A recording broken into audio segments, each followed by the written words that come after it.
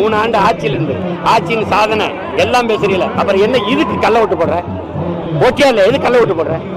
பறக்க ஒரு ஃபிளைட் கிடையாது இருக்கிற மேனம்பாக்கம் ஏர்போர்ட்ல, இண்டிகோ ஒன்ன தவிர. 5000 ஏக்கர்ல ஏர்போர்ட் கட்டணும் எவனா பைத்தியக்காரன் பேசுவானா? இருக்கிறதுல பறக்க விமானம் முடியா? இவ்வளவு வேறு ஒரு வருஷமா திட்டமிட்டு ஆம்ஸ்டாங்க கொல்ல போறாங்கிறது ஓட்டு கேட்க தெரியாது. நான் எங்க ஆத்தாவுக்கு அரணியூர்ல பேசுனேன்னா அது ஓட்டு கேட்க தெரியும், டெல்லியிலும் கேட்க தெரியும், இங்கேயும் கேட்க தெரியும். சீமான் யாரோட என்னென்ன பேசுறான்லாம் பதிவு பண்ண தெரியும். இப்ப துரைமுருகன் கைது என்னங்கன்னு கேட்டா மேலிடத்திலிருந்து அழுத்தம். அந்த மேலிடம் யாரு? தம்பி உதயநிதி கூட இருந்து செயல்படுத்துறாரு தம்பி ரத்தீஸ். இவ்வளவு வேறு ஒரு வருஷமா திட்டமிட்டு ஆம்ஸ்டாங்க கொல்ல போறாங்கிறது ஓட்டு கேட்க தெரியாது, தெரியாதுல்ல. நான் எங்க ஆத்தாவுக்கு அரணியூர்ல பேசுனேன்னா அது ஓட்டு கேட்க தெரியும், டெல்லியிலும் கேட்க தெரியும், இங்கேயும் கேட்க தெரியும். சீமான் யாரோட என்னென்ன பேசுறான்லாம் பதிவு பண்ண தெரியும். இந்த வேளை 133 கொலை நடந்திருக்கு 31 நாள்ல, எதையுமே கண்டுபிடிக்க முடியல.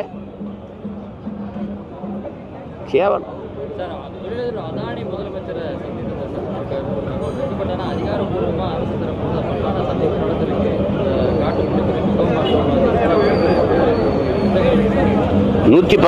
அதாவது நீங்க இனி புதிதாக ஒன்றை தொடங்க முடியாது, இருக்கிறதே விரிவாக்கம் செய்து கொள்ளலாம்னு ஒப்பந்தம் போட்டு அதானிக்கு கொடுத்தது ஐயா தான், ஐயா கருணாநிதி அவர்கள் தான். ஏற்கனவே நீங்கள் ஒன்றெல்லாம் கவனிச்சுக்கணும், ஏற்கனவே நமக்கு இருக்கிற தாத்தா காமராஜர் நம்ம பாட்டனார் வாவுசி பேரில் இருக்கிற துறைமுகங்களில் வேலை நடக்கலை. புள்ளி விவரத்தோடு நான் சொல்கிறேன், 50 விழுக்காடு 60 விழுக்காடு 40 விழுக்காடு தான் வேலை நடக்குது.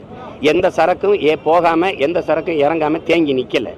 அப்படி இருக்கும்போது அதுக்கே வேலை இல்லாத போது 6111 ஏக்கரில் காட்டுப்பள்ளியில் கடல்ல தரையில ஆறுகள்ல இதுல 6111 ஏக்கரை எடுத்து கொடுக்க வேண்டிய அவசியம் என்ன?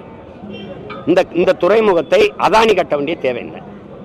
துறைமுகம் அதானிக்கு, ஏர்போர்ட் அதானிக்கு. அப்புறம் நாடு என்ன செய்யும்?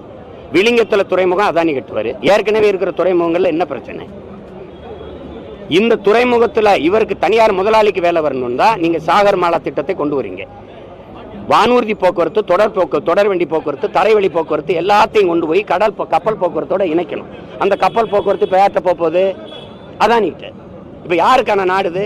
யாருக்காக இந்த தேர்தல் நடந்து முடிஞ்சிருக்கு? யாருக்கு? தலைவரை தேர்வு செஞ்சிருக்கலாம், தரகரை தேர்வு செஞ்சிருக்கலாம். முதலாளிகளின் வளர்ச்சியை, நாட்டின் மக்களின் வளர்ச்சி, தேசத்தின் வளர்ச்சின்னு கட்டமைக்கிற மாதிரி ஒரு கேடுகட்ட பொருளாதார கொள்கை எந்த நாட்டில் இருக்கு? எந்த நாட்டில் இருக்கு? இத்தனை கோடி மக்கள் வாழ்கிற நாடு 5 முதலாளிகளின் வீடா மாறினது எப்படி? எப்படி இது? நான் இருக்கிற வரை நீ அதானியில் நீ அதானி இங்க காட்டுப்பள்ளியில் துறைமுகம் கட்டிட்டும் பார்ப்போம். கொற்றலை ஆறு, கொசத்தலை ஆறு, சென்னையில் விழுகிற நீர் ஓடி போய் அந்த முகத்துவார் களிமுகத்தில் போய் கடலுக்குள்ள கலக்கிற இடத்துல மதில் சுவரை கட்டி அதானி எழுப்பியிருக்காரா இல்லையா? உள்ள போய் கலக்கிற இடத்துல சுவரை கட்டி எழுப்பிட்டா அந்த தண்ணி திருப்பி உள்ளதானே வரும். அப்புறம் வெள்ளத்துல மிதக்கிறோம்னா அந்த சுவரை இடிச்சு தகத்து களிமுகத்தை போய் கடல்ல சேர்க்க விடல. என்னது இது? பறக்க ஒரு ஃபிளைட் கிடையாது இருக்கிற மேனம்பாக்கம் ஏர்போர்ட்ல, இண்டிகோ ஒன்ன தவிர. 5000 ஏக்கர்ல ஏர்போர்ட் கட்டணும் எவனா பைத்தியக்காரன் பேசுவானா? இருக்கிறதுல பறக்க விமானம் முடியா?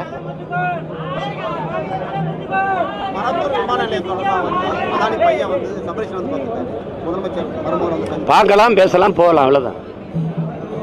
அப்படிலாம் எளிதாலாம் 8 வழிச்சாலை போட்டியில எங்க கட்டுங்கள். நான் தான் சொல்றேனே, விமான நிலையம் கட்டி காட்டுங்க. 2 வருஷம் தானே, கட்டுங்க, கட்டி காட்டுங்க பார்ப்போம்.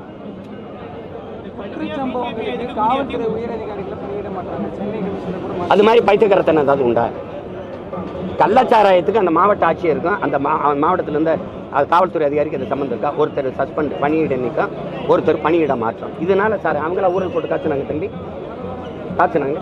இந்த கண்ணுக்குட்டி நேற்று ஊழல் போட்டு இன்னைக்கு காய்ச்சி காலையில் செத்தான தம்பி, பல வருஷமா வித்துக்கிட்டு இருக்கான். செத்தனான வெளியில் இருக்குது, இல்லைன்னா வித்துட்டு தானே இருப்பான். அப்புறம்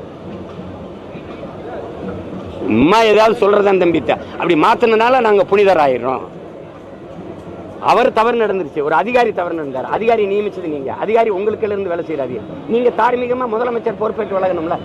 அரியலூர் நடந்த ரயில்வே விபத்துக்கு அன்னைக்கு அமைச்சர் அந்த லாலு சாஸ்திரி நேர்மையா நான் பதவியில் இருக்க தகுதியற்றவன் நீக்கினார். அரியலூர் விபத்துக்கு அவருக்கு என்ன சம்பந்தம்? அப்படி ஏதாவது பொறுப்பேற்பீங்களா? உங்களுக்கு கீழே இருக்கிற இவ்வளவு குற்றச்செயல் வருது, நான் இது இருக்க தகுதி இல்லவன் நீக்குங்க. குறைஞ்சபட்சம் அந்த பகுதியில் இருக்க உங்க சட்டமன்ற உறுப்பினர் ஒரு பாரம் அவங்களாவது விளக்க சொல்லுங்க பார்ப்போம். சும்மா பழிகடா காவல்துறை அதிகாரிகளை இவங்களுக்கு தெரியாம காவல்துறை அதிகாரிகள் கண்டுக்கிறாம இருக்காங்க. மேலிட துரைமுருகன் கைது என்னங்கன்னு கேட்டா மேலிடத்திலிருந்து அழுத்தம். அந்த மேலிடம் யாரு? தம்பி உதயநிதி கூட இருந்து செயல்படுத்துறாரு தம்பி ரத்தீஷ். வைங்க, எத்தனை நாளைக்கு நீங்க மேலிடத்துல? பல மேலிடங்கள் இப்ப எங்க இருக்கு? ரொம்ப மேலிடத்துக்கு போயிடுச்சு. பார்க்கத்தானே போறோம். வேற என்ன? நாளைக்கு மறுநாள் தெரியுமில்ல தம்பி. நீங்க எல்லாம் இவ்வளவு ஊடகங்கள் இருக்கீங்க, மனச்சான்றோட யாராவது இயங்கிறீங்களா? மனச்சான்றோட ஒரு தெருவுக்கு ஒரு அமைச்சர் எந்த வேலையும் செய்யல, மக்கள் பண்ணி பார்க்கல. ஒருத்தர் லட்டுக்குள்ள மூக்குத்தி, ஒருத்தர் சாப்பாடு, ஒருத்தர் வேட்டி சேலை, ஒருத்தர் 2000-3000 பணம். இது போக இவ்வளவு கொடுத்து 3 ஆண்டு ஆட்சியின் சாதனை எல்லாம் பேசுறீங்கள. அப்புறம் என்ன இதுக்கு கள்ள ஓட்டு போடுற? ஓகே இல்ல, எது கள்ள ஓட்டு போடுற? இது ஒரு தேர்தல். பாதகம் செய்பவரை கண்டால் நாம் பயங்கொள்ளலாகாது பாப்பா. மோதி மிதித்து விடு பாப்பா, அவர் முகத்தில் உமிழ்ந்து விடு பாப்பா. அண்மை செய்திகளை உடனுக்குடன் தெரிந்து கொள்ள இணைந்திருங்கள் இயம்நாடு தொலைக்காட்சியுடன்.